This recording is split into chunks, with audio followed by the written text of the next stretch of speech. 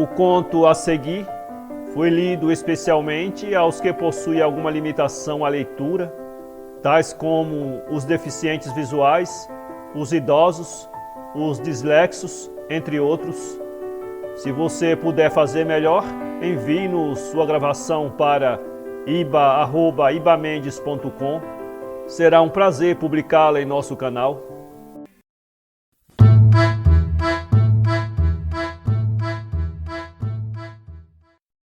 O idílio impossível de Theo Filho, voz Iba Mendes. Em meu tempo de estudante no Recife, a grande alegria da mocidade era fazer canotagem. 2 clubes esportivos, o Náutico Capibaribe e o Esporte Recifense, rivalizavam nas apostas para as próximas regatas, treinando seus remadores em barcos que singravam ao longo da Rua da Aurora as águas verdes do rio. 3 vezes por semana eu era da equipagem de uma daquelas embarcações.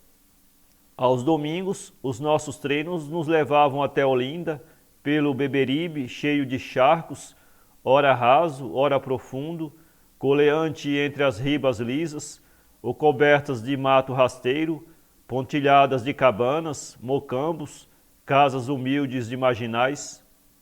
Estimulavam-nos a essas estiradas os lanches que nos oferecia no Varadouro um dos diretores do clube, ali residente no amplo bangalô de largo quintal sombreado por coqueiros, onde fazíamos os nossos piqueniques entre algazarras, curiosidades da vizinhança, brindes ao casal acolhedor e bravatas de futuros campeões. Da sede do clube no Recife, perto da ponte da Boa Vista, no cotovelo do rio que descia pelos Coelhos, entre as ilhas de Suacena e Ana Bezerra, remávamos em direção à bacia formada pela junção do Capibaribe e do Beberibe, e somente depois da ponte de Limoeiro íamos descansando os braços, parando ali e acolá, evitando os bancos de areia, os troncos e os peraus. Com frequência dávamos em seco e tínhamos que descer do barco para arrancá-lo do lodo. 2 ou 3 vezes encalhamos no mesmo baixio e aquilo nos aborrecia. No local, o curso de água estreitava-se, tendo de um lado um pântano indevasável e do outro um areal com árvores rústicas e uma casa branca onde latiam cães. Foi em uma dessas vezes, depois de desencalharmos, que o nosso patrão, rapaz de 25 anos, tez vermelha e ombros largos, pele luzidia e olhos vivos de caçador, destemeroso e sempre pronto a praguejar, nos contou enquanto remávamos compassadamente esta estranha história. Eita, moçada, você não imagina a raiva que tenho quando passo por estas bandas. Este cheiro de paú me recorda uma aventura tão desagradável que nunca tenho vontade de a referir a ninguém. Hoje, porém, a nossa Iole vai correr ao Varadouro com maré alta. Vou dizer-lhes então o que aconteceu comigo. Esta garganta do rio sempre foi fatal às embarcações de regata. Com maré de vazante há sempre muita rasura e a quilha de repente para, enfiando na lama. Quando isso sucedia, olhávamos para uma casa da margem esquerda, aparentemente inabitada, solitária. Éramos ainda menores de 18 anos e achávamos encanto em tudo. Um dia divisamos a sair da porta lateral daquela casa uma moça branca, de vestido de chita, aguentando uma caçamba que lhe arqueava o lado direito. De longe pareceu-nos forte e bonita. Assobiamos e nem nos ligou. Muitas vezes voltamos, sem nada descobrir de novo. Certa manhã, éramos apenas 2 num desses caiques tão leves que nunca podem calhar. Deslizávamos pela margem arenosa, quando, súbito, o que vimos?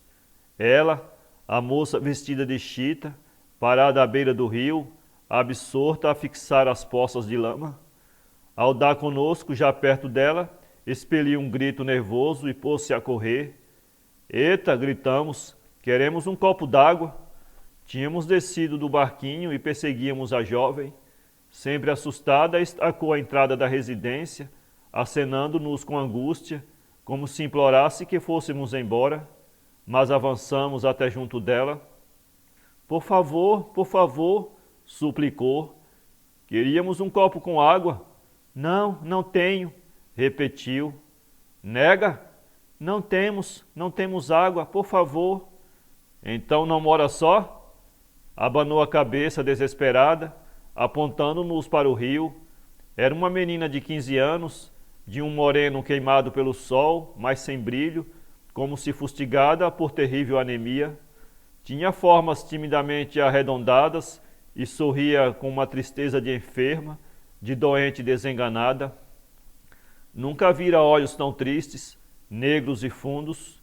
Tudo nela transpirava pureza e receio. O fato de haver estacado no limiar da porta deu-nos a falsa impressão de que desejava conversar conosco. Não temos água, repetiu com obstinação. Não façam mais isto. Não parem, por amor de Deus. Eu volto amanhã, disse-lhe com fogo, atraído pelo mistério das suas tranças. Vá embora, ordenou enraivecida.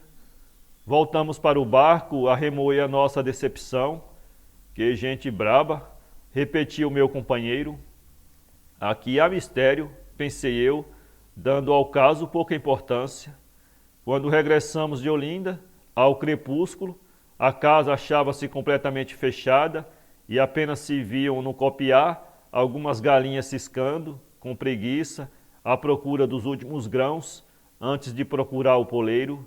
No dia seguinte saí do clube num pequeno barco de um lugar apenas.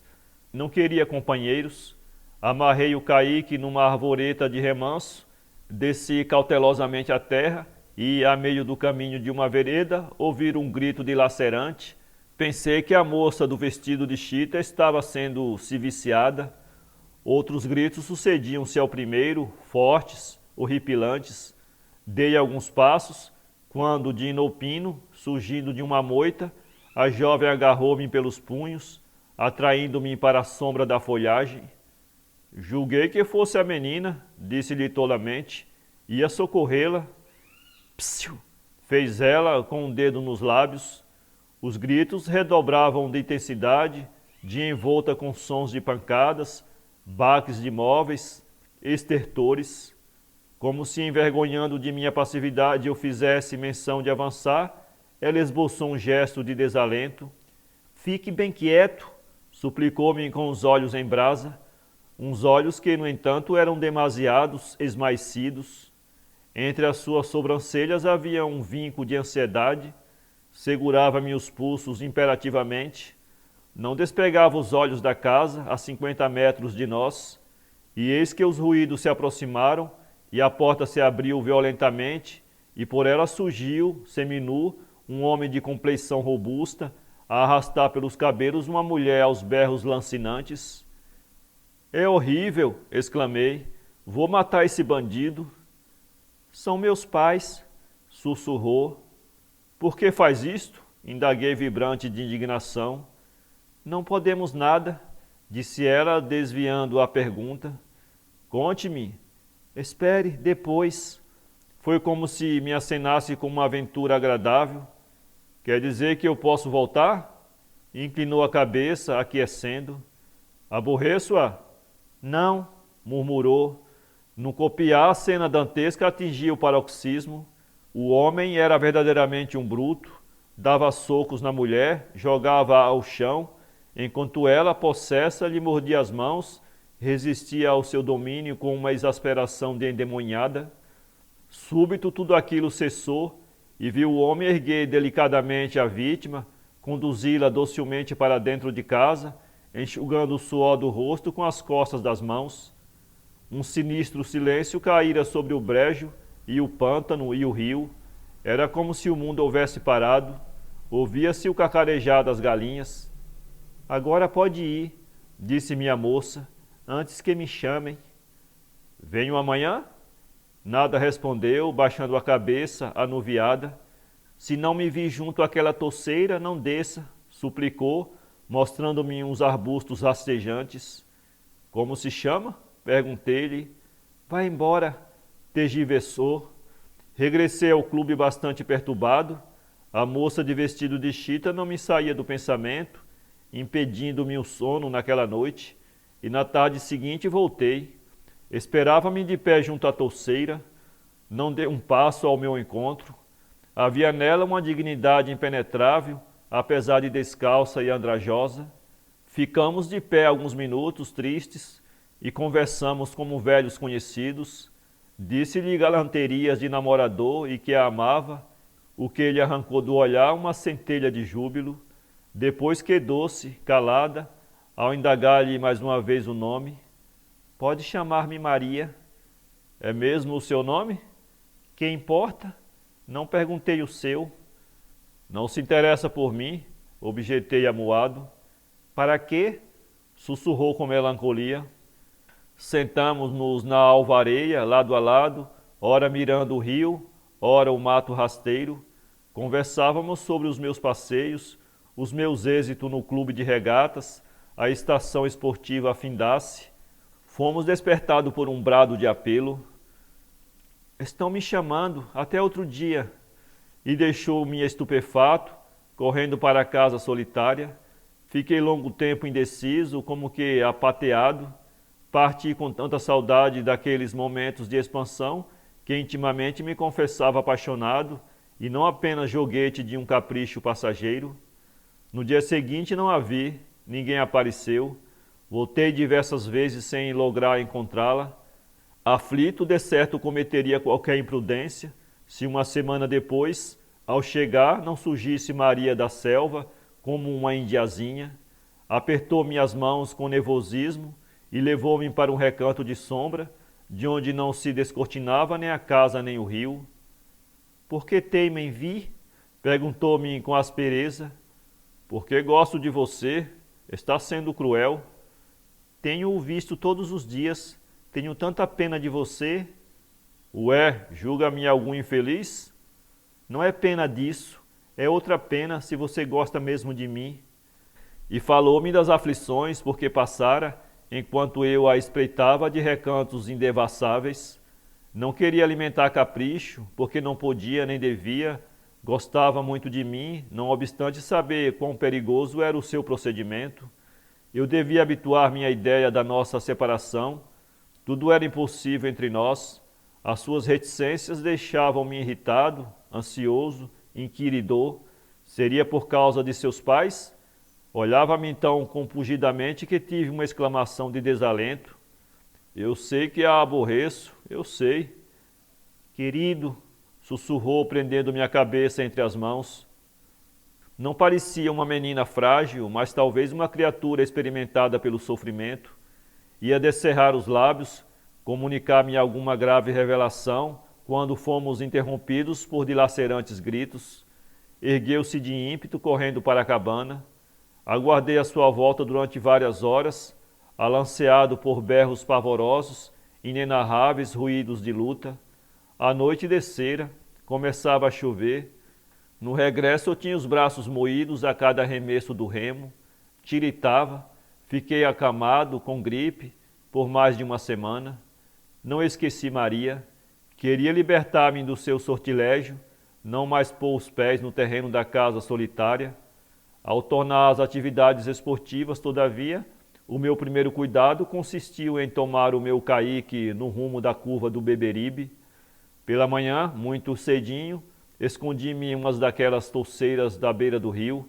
A casa tinha cerradas as portas e as janelas, como se ausentes os seus moradores.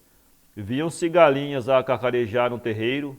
Assobiei discretamente e já perdi a esperança de ver Maria quando de súbito se abriu a porta lateral da residência e por ela passaram duas figuras trágicas, duas figuras de museu de horrores. Primeiro saiu um homem de ar cadavérico, uma sinistra figura de bandido de máscara estranhamente amarrotada. Desceu ao terreiro, atrás dele uma mulher cambaleante, também com os mesmos estigmas faciais. Dirigiram-se para um banco de madeira e sentaram-se como dois dementes. Estavam na sombra, parados, inexoravelmente parados, e não sei por que me deram a impressão de defuntos que se dessem ao luxo de aspirar o ar puro. Mas esqueci-os quando vi aparecer Maria à soleira da porta, magra e triste, empunhando uma vassoura que sacudiu no batente após ter varrido o cisco da casa. Olhou para o rio, olhou para a touceira e desapareceu, recomeçando a faina. Não me recordo quanto tempo permanecia à espreita. Recordo-me, porém, que, desviando a vista, em dado momento para o banco em que se aboletara o casal, rompendo os galhos secos da pequena árvore que o protegia, tombava em cheio sobre os dois estranhos seres, e o que havia pouco me parecera uma deformação provocada por insônia ou qualquer distúrbio mórbido, revelou-se-me em toda a hedionda nitidez. Sobre o banco descansava um casal de morféticos. Fugir foi o meu primeiro ímpeto, mas não seria possível afastar-me sem ser visto. Qualquer imprudência minha poderia trazer aborrecimentos para Maria. Agora adivinhava tudo, adivinhava quase tudo, devia esperar com paciência. De repente o casal ergueu-se e a passos lerdos regressou ao casebre. Maria terminara a limpeza e eu ia volver ao caique, esgueirando-me pelo mato rasteiro, quando ela surgiu dos umbrais da porta estreita e correu intencionalmente na direção em que me encontrava. A 2 passos de mim, arquejante, as mãos sobre os seios. Ouvi o seu assobio, disse-me. Andei depressa, pois senti que era hoje o fim. Maria, minha pobrezinha, murmurei à guisa de consolação, presa de imensa piedade. Já sabe de tudo, não é? Interrogou como se recalcasse intensa humilhação. Sei, como pode você... Pôs o dedo sobre os lábios e caminhamos até o recanto de nossos rápidos encontros. Sentamo-nos e ela começou a falar. O seu vestidinho de chita parecia desbotado e o seu rosto mais afilado, mais pálido, um rosto emagrecido de faminta. Os seus dentes perfeitos contrastavam com a miséria do seu organismo. Os cabelos mal penteados formavam um tufo sobre a testa, dando-lhe um ar de abandono e de desleixo. Pés sujos, magras pernas cheias de nódoas de lama. Em poucas palavras, os pais haviam descido, muitos anos antes, de um lugarejo do sertão, em busca de cura para a morféia que os atacara simultaneamente. Tinham vendido uma pequena propriedade da zona do agreste. A princípio, a moléstia se manifestara em partes recônditas do corpo, de forma que viviam sem causar repugnância ao próximo. Depois alastrara-se pelos braços, pelo pescoço, pelo rosto, deformando-os. Uma instituição de caridade mantinha-os ali, segregados do mundo, recebendo mantimentos uma vez por quinzena, abastecendo-se ainda em pequena horta cultivada junto à criação de galinhas. Tudo isso se agravava com as manifestações de loucura que havia atacado a mãe. Tornavam-se tão violentas as perturbações nervosas que o pai era forçado a agarrar-se à mulher num verdadeiro combate corporal para evitar que ela se matasse ou se armasse para matar alguém. Não poderiam suportar aquilo se não morassem na solidão do descampado. Ninguém o suportaria. A cabeça da enferma já não funcionava bem. O cérebro pouco regulava, mesmo no interregno dos acessos. Quando estes rebentavam à noite, era como se sangrassem porcos. Ela vivia transida de susto, mais morta que viva. O aparecimento dele fora a única nesga de luz no subterrâneo do seu sofrimento. Maria, exclamei suplicante, fuja daqui, eu a levarei comigo. Ela sorriu com acentuada tremura nos lábios e disse, não poderia deixá-los, não teria coragem. E erguendo até as coxas a fímbria do vestido, mostrou-me uma perna quase sem carne. Olhe! Manchas pigmentadas imprimiam na sua pele asquerosos mapas roxos. Ela também havia adquirido o mal de Hansen. Baixou o vestido com um suspiro, fixando-me com olhos vítreos, de luz apagada, quase de morta. Caí a seus pés, como um dramalhão, mas sem coragem de lhe tocar um vestido. Depois, afastando-me às pressas, desamarrei o caique, remando com sofreguidão, como se fugisse da peste. Compreende vocês agora? Concluiu o patrão da nossa Iole. 2 anos decorreram até que de novo me abalançasse a aparecer por estas bandas. No dia em que voltei à casa, as touceiras continuavam solitárias, as galinhas, os cães amarrados, e nada mais senão uma horrível impressão de náusea, de desgosto, de piedade.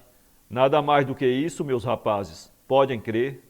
E sacudindo a caçamba com a qual se esvaziava a água do barco, nunca mais vi Maria, mas penso como num pesadelo nas manchas escamosas que devem ter subido, marcando-lhe o colo, os braços, o seu pescoço tão fino, pobrezinha.